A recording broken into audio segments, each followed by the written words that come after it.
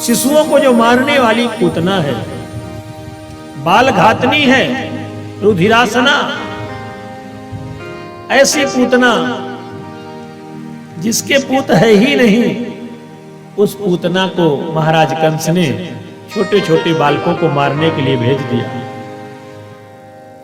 और पूतना जब गई तो सुंदर रूप बना करके गई, अपने स्तन में कालकूट नाम का जहर लगा लिया। जहर को लगा करके पहुंची है गोकुल में, आकाश मार्ग से गई। बाबा नंद के द्वार पर जैसे भीड़ भाड़ देखा, समझ गई यहां अभी अभी पुत्र का जन्म हुआ है। और जिस घर में बच्चों का जन्म होता है वो घर अपने आप बता देता है बाहर से, यहां अभी हाल ही में 2 दिन 4 दिन के अंदर ही बच्चों का जन्म हुआ है। पूतना सुंदर रूप बना करके कमल का पुष्प हाथ में लिए हुए पृथ्वी में उतरी और बाबा नंद के महल की ओर बढ़ी। ऐसे लग रहा था जैसे बैकुंठ से साक्षात लक्ष्मी का प्रादुर्भाव हो गया हो, भगवान नारायण का दर्शन करने के लिए। ऐसे अपने आप को सजा रखा था और अंदर तो जहर लगा रखा था। ऐसे ही लग रही थी जैसे कि सोने की म्यान में विष से बुझी हुई तलवार बंद हो, ऐसे ही पूतना लग रही थी। यशोदा मैया ने देखा, जाते ही कहा बहन बधाई हो। मैया यशोदा ने कहा बधाई हो बहन। पर मैया यशोदा तो देखती रह गई कि हे भगवान, इस बहन को तो आज तक हमने गोकुल में देखा नहीं, ये तो नई नहीं लग रही। पर सोचा कोई मौसेरी गुबेरी आई होगी, पूछेंगे तो अच्छा नहीं होगा। तो यशोदा मैया संकोच बस पूछ नहीं पाई, कहा बहन पधारना। और पधारने तो आई थी, सीधे चली गई धड़धड़ाती पालने के पास। कन्हैया ने ज्यों तिरछी निगाहों से देखा कि ये मौसी जी चली आ रही है, कालकूट जहर का उपहार लिए हुए, तो मेरे प्रभु ने नेत्र बंद कर लिया। उन्मीलित क्षण नेत्र बंद कर लिए। परीक्षित राजा ने पूछा कि गुरुदेव ये बताइए कि प्रभु ने नेत्र बंद क्यों किया? कहा इसलिए भक्तों के भाव है, भगवान के नेत्र बंद करने के भाव। एक भाव तो यह है कि प्रभु ने सोचा कि ये पूतना मौसी जी आ रही हैं स्तनपान कराने, इन्होंने किसी जन्म में कोई पुण्य किया है कि नहीं किया, इनको तारना तो है। जिसको हम मारेंगे तो तर जाएगा, तो तार करके कौन से लोक भेजना है, इसका चिंतन करने लगे मेरे प्रभु। तो नेत्र बंद कर लिया। धन्य है, कितने दयालु भगवान, तुरंत निर्णय ले लिया। अहो बकीयम स्तन कालकूटम जिघांसया पायदप्य साध्वी लेभे गतिम धातु जिताम ततोन्यम कंबा दयालु शरणम ब्रजेमो। धन्य है पूतना, जिसको प्रभु ने मात्र गति दे दिया। निर्णय कर लिया कि ये तो माँ का काम करने आई है, दूध जो पिलाए वो माँ होती है, तो करने तो काम माँ का ही आ रही है। ना सही दूध जहर ही सही, पर आ तो रही है ना पिलाने। तो कहा कि जो गति मैया यशोदा और जो गति मैया देवकी को मिलनी है, वही गति पूतना मौसी को भी मिलनी चाहिए, नहीं तो पक्षपात हो जाएगा। इस भाव से भी प्रभु ने नेत्र बंद कर लिया। इसके पूर्व जन्मों के पुण्यों को देखने लगे, किसी जन्म में भी थोड़ा पुण्य किया होगा, इसी के सहारे इसका उद्धार कर देंगे। एक भाव यह भी है, प्रभु ने सोचा कि हम तो माखन मिश्री खाने के लिए आए हैं, ये पूतना मौसी पहले उपहार लेकर के आ गई जहर का। प्रथमे ग्रासे मक्षिका पाता, पहले ही कौर में मक्खी गिर जाए। तो जहर पीना तो भोले बाबा को आता, हमें तो आता नहीं है। तो भोले बाबा का ध्यान करने लगे कि हे भोलेनाथ, इस पूतना मौसी के जहर को वो पी लेना आप। जब समुद्र से निकला था तब भी आपने ही जहर पिया था।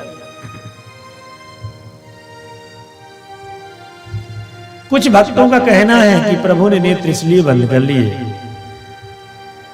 कि परमात्मा के नेत्रों के सामने बड़े बड़े कपटियों का कपट दूर हो जाता है। मेरे ठाकुर जी ने सोचा कि कहीं ऐसा ना हो कि मेरी दृष्टि पड़े और इसका कपट का रूप नष्ट हो जाए, वास्तविक स्वरूप में आ जाए, तो शोर मच जाएगा।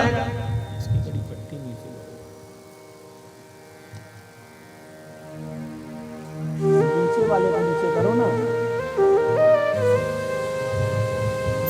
बोलिए वृंदावन बिहारी लाल की जय।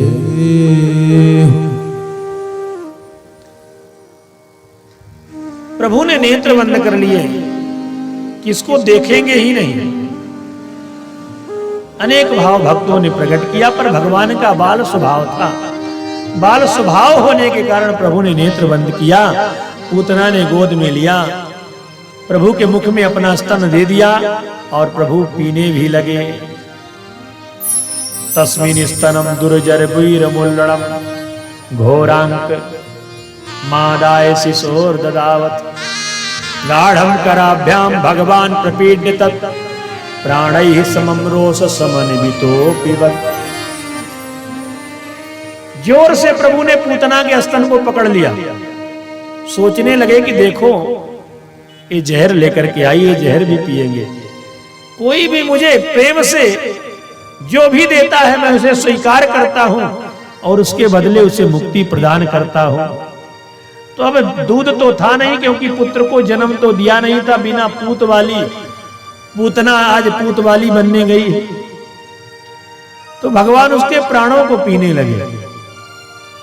और जब प्राणों को पीने लगे, जिसके मर्म स्थानों में वेदना होने लगी, पीड़ा होने लगी, शरीर पसीने पसीने हो गया, प्राण छटपटाने लगे, तो कहा मुंच मुंच सामुंच मुंचाल विति प्रभासणी निष्पीड माना अखिल जीव बर्मणि। अरे छोड़ छोड़। प्रभु ने नहीं छोड़ा, कहा मौसी जी राम राम, पकड़ना ही आता है, छोड़ना नहीं आता। एक तो मैं पकड़ता नहीं और पकड़ लेता हूं तो भी बिना उद्धार किए छोड़ता नहीं। और जब मर्म स्थानों में वेदना होने लगी, प्राण घबराने लगे, पसीने पसीने हो गई, तो भागी जोर से। कन्हैया को लाला को लेकर के भागी, घर से बाहर गई और आकाश में उड़ गई, अपने वास्तविक स्वरूप में आ गई। प्रभु ने ऐसा प्राणों को पिया कि निष्प्राण होकर के पूतना राम से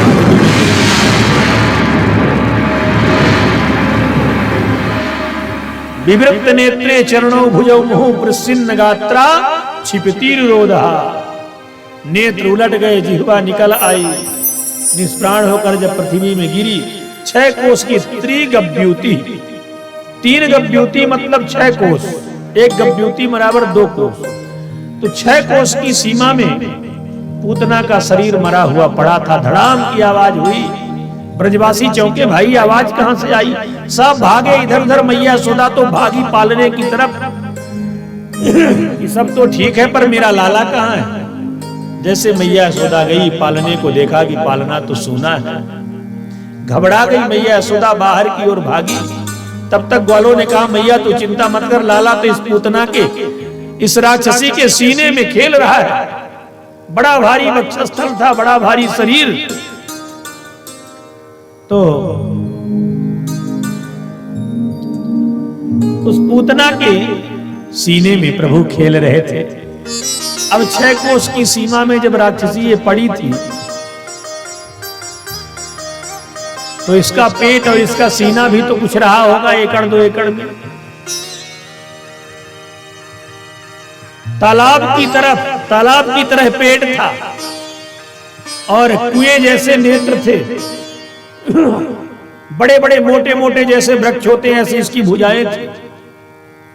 जिस बगीचे में गिरी थी पूतना, सारा बगीचा चौपट हो गया था। अच्छा हुआ कि महाराज कंस के बगीचे में गिरी, हमें लग रहा था कहीं यहीं न पहुंच जाए पड़रा में।